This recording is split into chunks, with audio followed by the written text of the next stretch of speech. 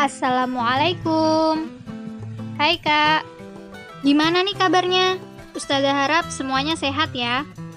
Pada video pembelajaran kali ini, kita akan melanjutkan materi pada video sebelumnya tentang bentuk-bentuk tradisi Islam di Nusantara. Nah, yang kali ini akan kita pelajari adalah tentang tradisi dan budaya Islam di Sunda. Nah, sebelum Ustazah memaparkan materi lebih lanjut, marilah kita sama-sama membaca basmalah. Bismillahirrahmanirrahim. Masyarakat Jawa Barat sebagian besar menganut agama Islam. Meski demikian, banyak adat yang masih berlaku. Sunda memiliki berbagai macam adat yang bernapaskan Islam, di antaranya setelah kelahiran hingga menjelang dewasa. Perjumpaan Islam dengan budaya Sunda telah melahirkan beberapa tradisi sebagai berikut. Yang pertama, upacara tingkeban. Upacara tingkeban adalah upacara yang diselenggarakan pada saat seorang ibu mengandung 7 bulan. Hal itu dilaksanakan agar bayi yang di dalam kandungan dan ibu yang melahirkan akan selamat. Dalam upacara ini biasanya diadakan pengajian dengan membaca surat Yusuf, surat Luqman, dan surat Maryam. Selain itu, biasanya juga dipersiapkan peralatan untuk upacara memandikan ibu hamil.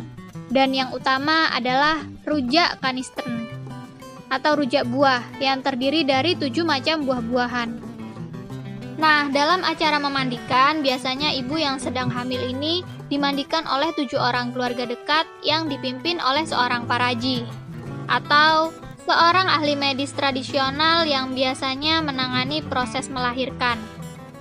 Nah, nanti secara bergantian dengan menggunakan 7 lembar kain batik yang dipakai bergantian setiap guyuran dan dimandikan dengan air kembang 7 rupa.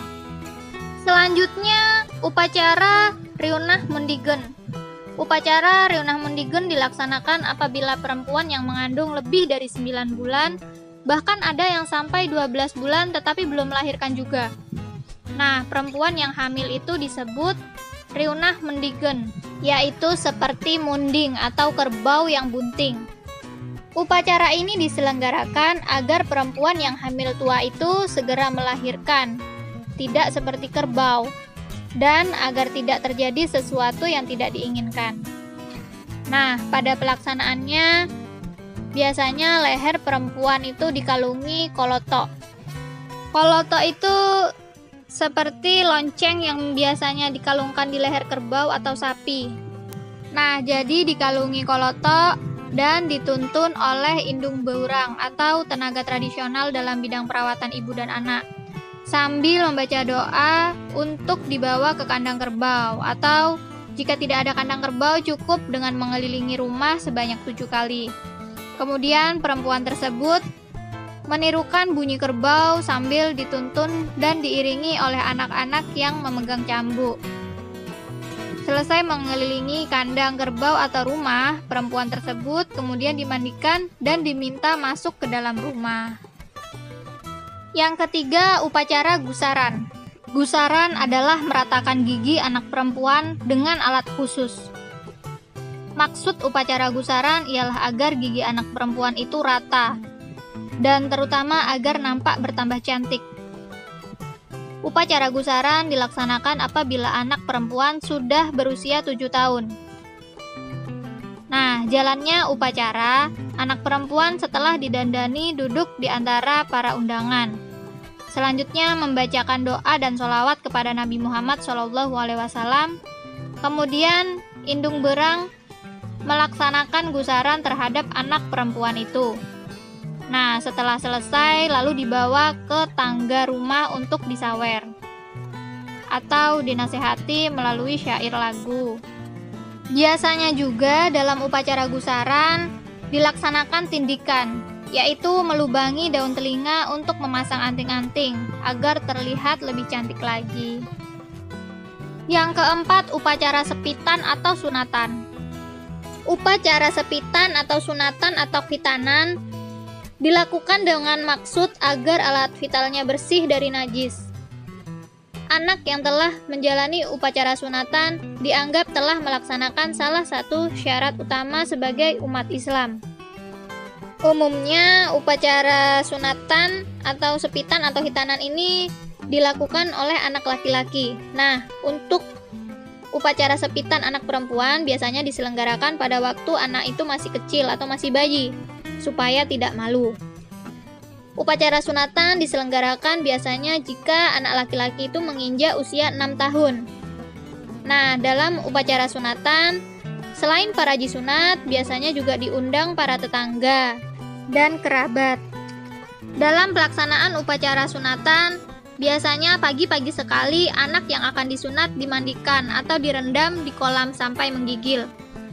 Namun kini hal semacam itu jarang dilakukan lagi berhubung teknologi kesehatan sudah berkembang. Setelah dimandikan, kemudian dipangku dibawa ke halaman rumah untuk disunat oleh para jisunat atau bengkong. Setelah selesai disunat di halaman rumah, kemudian anak itu dibawa ke dalam rumah untuk diobati oleh para jisunat. Tidak lama setelah itu, para undangan pun berdatangan, baik yang dekat maupun yang jauh. Biasanya mereka memberikan uang, atau istilah Sundanya nyecep, kepada anak yang disunat itu agar bergembira dan dapat melupakan rasa sakitnya.